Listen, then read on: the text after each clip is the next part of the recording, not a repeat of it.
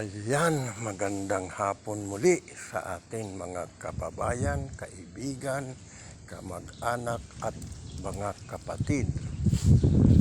Muli, mayroon tayong muling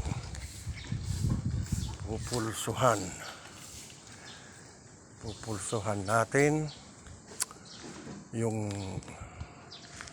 direktiba ni DILG Secretary Remulla. Ayon sa kanya na may pagkukulang sa kanyang direktiba, sa kanyang kautusan nang masita ang isang nakahubad sa kalsada na naghahalo ng simento para sa kanyang bahay. Siya mismo ang humihingi ng tawad, ng dispensa. Darating ang araw siguro na kanyang tutuparin ang kanyang sinabi na personal niyang kakausapin yung tao. Madaling salita, siya mismo ay may pagkakamali.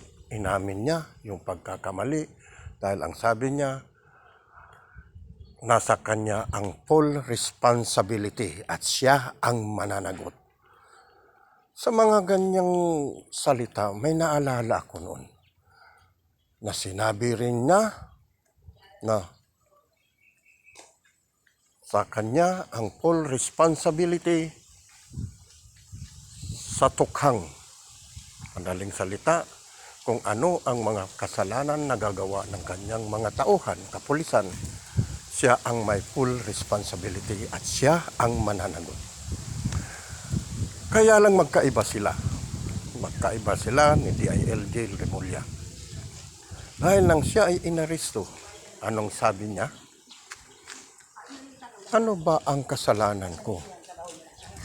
Hindi na niya alam ang kanyang kasalanan. Hindi niya akalain na may mas mataas pa pala sa kanya. Kalain mo yun. Nang inaresto siya, dapat ang sinabi niya, mga kababayan ko, ito na po ang sinasabi kong aking full responsibility. Pananagutan ko na. Di sana tindi noon. Ang tindi ng dating noon. Sa mamayan, sa mga matao, talagang matindi ang dating noon kung sinabi niya yun. Kaya lang, dininay niya, sinabi niya, ano bang kasalanan ko? Nagmaang-maangan na. Sayang. Naalala ko lang yun. Bagay, alaala lang. Bye-bye.